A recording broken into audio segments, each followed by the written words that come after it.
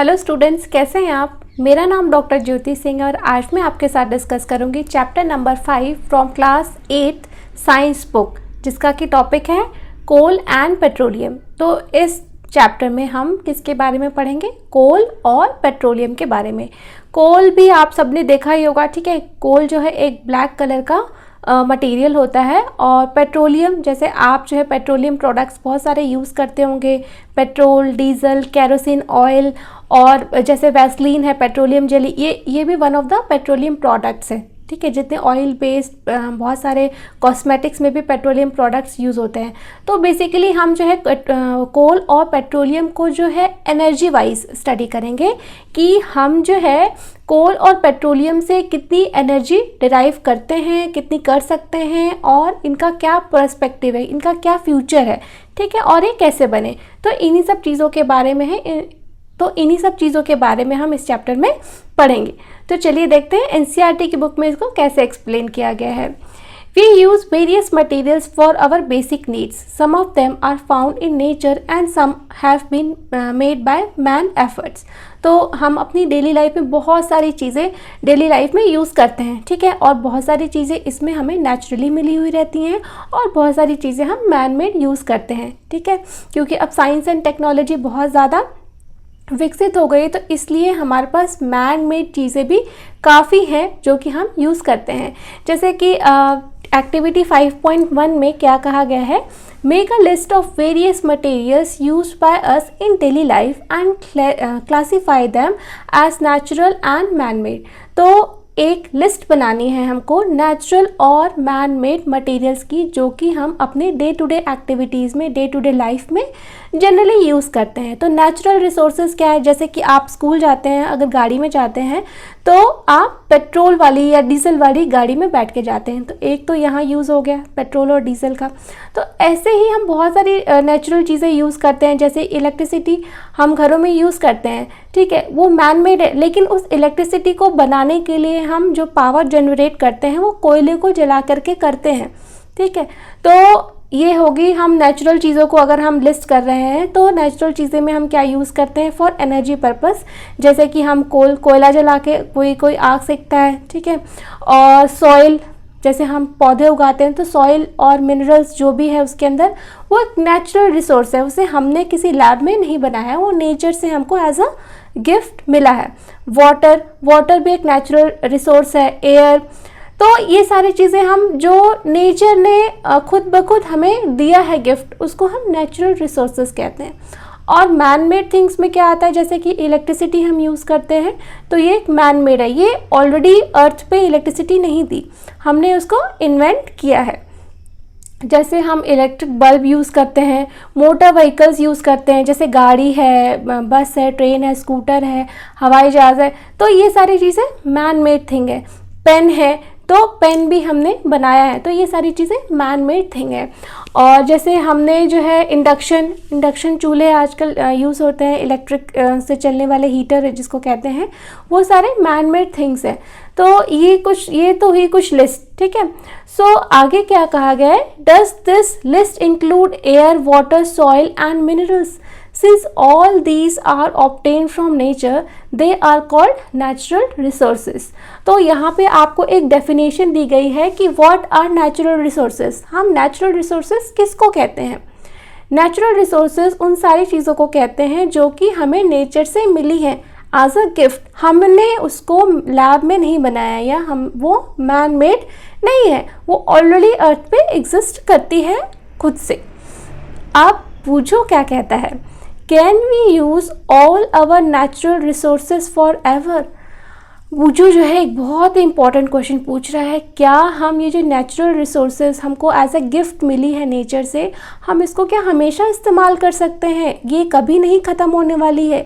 हम ऐसे ही, जैसे एक पीढ़ी के बाद दूसरी पीढ़ी और सालों साल, हज़ारों साल, हम ऐसे ही इनको यूज़ करते रहते हैं और कर सकते हैं क्या? ऐसा वूजू पूछता है। तो आप क्या सोचते हैं, हम नेचुरल रिसोर्सेज को हमेशा ऐसे ही यूज़ कर सकते हैं? तो इसका आंसर है हाँ भी और इसका आंसर है ना भी। क्यों?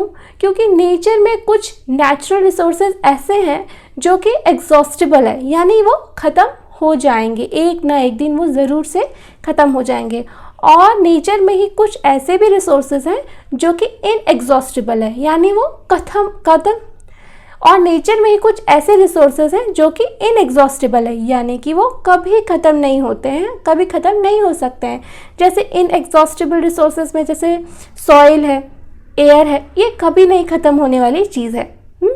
और एग्जॉस्टिबल रिसोर्सेज में क्या है, जैसे कोल है, पेट्रोलियम है, हम ज़मीन के नीचे से ये फॉसिल फ्यूल्स होती हैं, ये उनकी वजह से ये कोल और पेट्रोलियम बना है, तो हम ज़मीन से निकालते जा रहे हैं, एक ना एक दिन उसका जो भंडार है वो ख़त्म हो जाएगा। ठीक है, तो नियर फ्यूचर में ऐसा प्रोजेक्ट किया जा रहा है कि एक ना एक दिन ये फॉसिल फ्यूल्स, कोल और पेट्रोलियम जो है वो ख़त्म हो जाएगा। And air, water and soil be exhausted by human activities. You have already studied about water in class 7th। Is water a limitless resource? तो ये सवाल है कि क्या एयर, वाटर और सॉइल भी कभी ख़त्म हो सकते हैं? इसका आंसर है नहीं, एयर तो कभी ख़त्म नहीं होगी। जब तक कि प्लांट्स हैं हमारी पृथ्वी पे, ऑक्सीजन कभी ख़त्म नहीं होगी। एयर में तो बहुत सारी चीज़ें रहती हैं, जैसे कि एयर में 78% हमारा नाइट्रोजन है, 21% जो है वो ऑक्सीजन है और 0.033% कार्बन डाइऑक्साइड है, और फिर जो बचा हुआ परसेंटेज है वो बाकी गैसेस का है। तो एयर कभी एग्जॉस्ट नहीं होगी, सॉइल भी हमारी अर्थ से कभी एग्जॉस्ट नहीं होगी, उसका फॉर्म बदल सकता है पर वो एग्जॉस्ट नहीं होगी। लेकिन वाटर के बारे में आप क्या सोचते हैं, वाटर ख़त्म हो सकता है? यस, अगर हम वाटर को बिल्कुल ही इररिस्पॉन्सिबल तरीके से यूज़ करेंगे तो वाटर भी ख़त्म हो सकता है। वाटर के कहने का मतलब है कि यूजेबल वाटर। ठीक है, जैसे हम समंदर का पानी नहीं पी सकते क्योंकि समंदर का पानी बहुत ही खारा है, उसमें बहुत सारे सॉल्ट और बहुत सारे मिनरल्स डिजॉल्व हैं जिसको कि हम कंज्यूम नहीं कर सकते। तो यहाँ वाटर से कहने का मतलब है फ्रेश वाटर रिसोर्सेज, जैसे कि नदी, झरने, कुएं। अगर हम ज़मीन से बेहिसाब पानी निकालते जाएंगे और उसको निकाल के वेस्ट करेंगे तो वो एक ना एक दिन ख़त्म हो जाएंगे। ठीक है, so fresh water is a exhaustible resource. In the light of the availability of various resources in nature, natural resources can be broadly classified into two kinds. तो ये जो natural resources हैं जो खुद ब खुद नेचर के द्वारा हमें मिले हैं, इनको भी हम दो हिस्सों में बांट सकते हैं। पहला हिस्सा है inexhaustible natural resources और दूसरा हिस्सा है exhaustible natural resources। तो जैसा कि नाम से ही पता चल रहा है, inexhaustible यानी कभी नहीं ख़त्म होने वाले रिसोर्सेज, वो रिसोर्सेज जो कभी नहीं ख़त्म होंगे, वो हमेशा बने ही रहेंगे। जैसे कि these resources are present in unlimited quantity in nature and are not likely to be exhausted by human activities.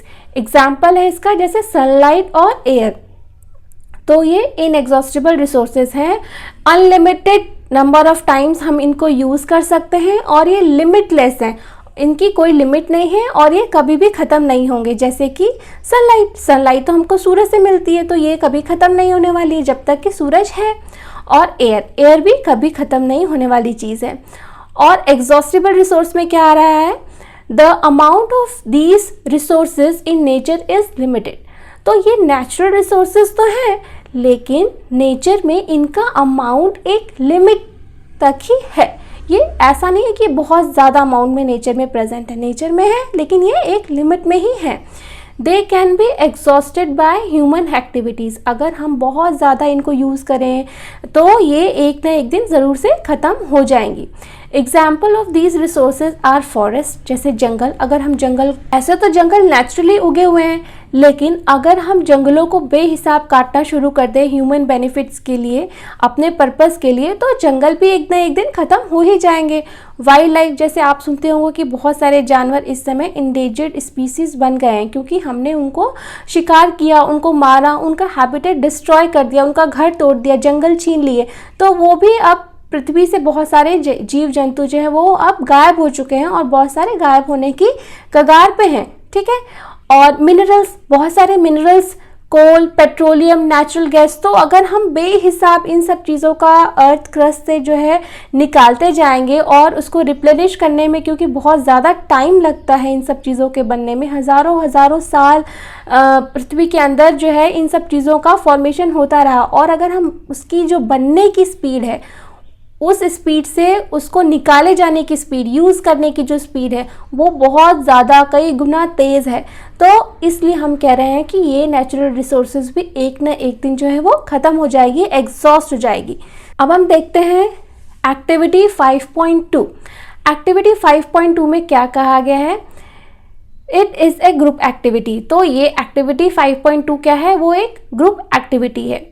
Take some containers, fill them with popcorn, peanuts, roasted gram, toffees. तो एक कंटेनर ले लीजिए, उसमें या तो आप popcorn भर लीजिए या टॉफ़ी भर लीजिए या पीनट्स भर लीजिए, कुछ भी एक चीज़ जो है उसमें आप भर लीजिए, ठीक है। Divide students into group of 7 each. तो आप अपनी क्लास के बच्चों को, जैसे आपकी क्लास में 35 स्टूडेंट्स हैं, तो उनको 7-7 के ग्रुप में डिवाइड कर लीजिए। हर ग्रुप में 7 स्टूडेंट्स होने चाहिए, ठीक है। और further divide each group into 3 सब ग्रुप्स कंटेनिंग 1, 2 एंड 4 स्टूडेंट्स। और हर ग्रुप को फिर से एक सब ग्रुप में डिवाइड कर दीजिए और उस सब ग्रुप में 3 ग्रुप बनाइए, जिसमें एक ग्रुप में 1 बच्चा होगा, दूसरे ग्रुप में 2 बच्चे होंगे और तीसरे ग्रुप में 4 बच्चे होंगे, ठीक है। तो ये 7 हो गया पर ग्रुप।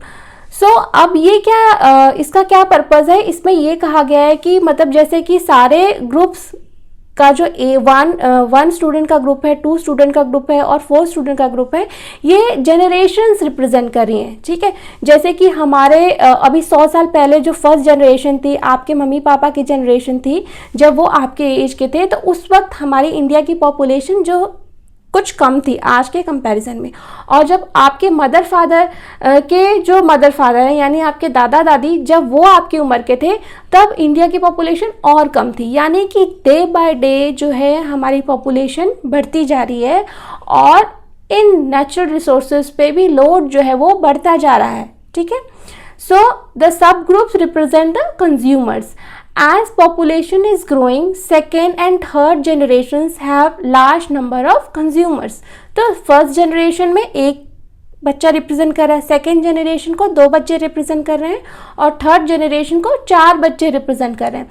तो ऐसे ही डे बाय डे हमारी पॉपुलेशन भी बढ़ती जा रही है। Put 1 full containers for each group on a table। तो एक जो ये पॉपकॉर्न का कंटेनर है आप एक टेबल पे रख दीजिए, ठीक है। Ask consumers of the first generation from each group to consume eatables from the containers of their group। तो आप क्या करिए कि हर ग्रुप से जो फर्स्ट जनरेशन का स्टूडेंट है, यानी एक ग्रुप जो है, तो हर बच्चे को हर 7 ग्रुप आपने बनाया तो 7 को 7 कंटेनर्स दे दीजिए और उनके फर्स्ट जनरेशन वाले स्टूडेंट को कहिए कि आप उसमें से कुछ पॉपकॉर्न खाइए। तो आप क्या देखेंगे कि हो सकता है किसी ग्रुप का जो फर्स्ट जनरेशन वाला बच्चा वो बहुत ज़्यादा लालची हो और वो बहुत सारा पॉपकॉर्न खा जाए, ठीक है। ऐसा भी हो सकता है कि फर्स्ट जनरेशन के कुछ बच्चे जो हैं वो ज़्यादा ग्रीडी हो, ज़्यादा लालची हो, तो वो ज़्यादा पॉपकॉर्न खा लें, ठीक है। लेकिन कुछ बच्चे ऐसे भी हो सकते हैं फर्स्ट जनरेशन के कि वो ये सोचें कि अभी हमारे ग्रुप में सेकेंड जनरेशन भी है, थर्ड जनरेशन भी है, मुझे हिसाब से थोड़ा खाना चाहिए ताकि उन लोगों के लिए भी मैं कुछ छोड़ूं। तो यही बात जो है सेकेंड जनरेशन के बच्चों पे भी लागू होती है कि कुछ सेकेंड जनरेशन के बच्चे फ्यूचर जनरेशन के बारे में सोच करके हिसाब से खाएंगे और कुछ बच्चे जो है जल्दी जल्दी सारा ख़त्म कर देंगे। और जब थर्ड जनरेशन आएगी तो कुछ ग्रुप्स में ऐसा भी पाएंगे कि थर्ड जनरेशन के खाने के लिए कुछ भी नहीं बचा है या बहुत सफिशिएंट नहीं है, बहुत कम बचा हुआ है जितना कि उनको ज़रूरत है। और वहीं कुछ ग्रुप में आपको देखने को मिलेगा कि थर्ड जनरेशन को भी सफिशिएंट अमाउंट में खाने को मिला। तो इस एक्टिविटी से क्या सीखा हमने? इस एक्टिविटी से सीखा हमने कि जैसे पॉपकॉर्न है वो रिप्रेजेंट करता है नेचुरल रिसोर्सेज, तो ये नेचुरल रिसोर्सेज भी एक ना एक दिन ख़त्म हो जाएंगी। तो हमारी आगे आने वाली पीढ़ियों को भी हमें कुछ दे के जाना है, ये सोच हमें रखनी चाहिए। तो इसीलिए जो है हम नेचुरल रिसोर्सेज को बहुत ही कंजूसी से, बहुत हिफाजत से यूज़ करें ताकि हम आने वाली पीढ़ियों के लिए भी कुछ छोड़ के जाएं और ताकि उनका भी जीवन जो है इस अर्थ पे चलता रहे। तो ये हमें सीख देती है ये एक्सपेरिमेंट और ये activity. So Assume that the eatables in the container represent the total availability of an exhaustible resource like the coal, petroleum और natural gas। तो ये coal, petroleum और natural gas जो है ये major exhaustible resources हैं, ठीक है, क्योंकि इनकी डिमांड बहुत ज़्यादा है, ये कीमती हैं और ये ख़त्म भी हो सकते हैं नियर फ्यूचर में। तो अगर हम इनका अच्छे से इस्तेमाल नहीं करेंगे, बेहिसाब इस्तेमाल करेंगे, तो हम ये जो चीज़ें हैं ये हमारे फ्यूचर जनरेशन्स के लिए अवेलेबल नहीं रहेंगी। ईच ग्रुप में have different consumption pattern. Are the earlier generations of any group too greedy? It may be that the earlier generations in some groups were concerned about the coming generations and left something for them। जैसा कि हमने अभी discuss किया कि आज की generation को आगे वाली जनरेशन्स के बारे में थोड़ा सा सोचना चाहिए। In this chapter we will learn about some exhaustible natural resources like coal, petroleum and natural gas। तो जो मेजर exhaustible नेचुरल रिसोर्सेज हैं वो हैं कोल, पेट्रोलियम और नेचुरल गैस, ठीक है। These were form from the dead remains of living organisms, fossils. तो ये जो कोल, पेट्रोलियम और नेचुरल गैसेस हैं इनको हम फॉसिल फ्यूल्स भी कहते हैं। फॉसिल फ्यूल्स क्या होती हैं? फॉसिल फ्यूल्स वो फ्यूल्स होती हैं जो कि डेड और डिकेइंग ऑर्गेनिजम्स के अर्थ के अंदर, अर्थ क्रस्ट के अंदर बहुत हाई टेम्परेचर और हाई प्रेशर पे ये दब जाती हैं और हज़ारों करोड़ों साल में ये जो है अपना फॉर्म जो है बदल लेती हैं और ये कोल में या पेट्रोलियम में या नेचुरल गैस में कन्वर्ट हो जाती हैं अर्थ के हाई प्रेशर और हाई टेम्परेचर के वजह से। तो ये ऑटोमेटिक अपने आप से ही बनती हैं, ठीक है। इस तरह की कंडीशंस हम इनको बना नहीं सकते हैं। So these are all known as fossil fuels. तो ये क्योंकि ये किसी जो भी ऑर्गेनिक मैटर यानी ये जो ऑर्गेनिज्म है इनके दबने से, प्लांट्स और एनिमल्स के हाई टेम्परेचर और प्रेशर पे दब जाने से बनी हुई चीज़ें हैं। लिविंग, कभी ना कभी वो ऑर्गेनिज्म लिविंग रहे थे, तो इसी वजह से इन रिसोर्सेज को हम फॉसिल फ्यूल्स भी कहते हैं। सो आगे का टॉपिक हम नेक्स्ट वीडियो में कवर करेंगे एंड होप करती हूँ कि आपको अच्छे से समझ में आया होगा कि what are the natural resources and how we should use that we can leave something for our future generations. So if you have any doubts then you can write in the comment section. I will surely reply. Thank you.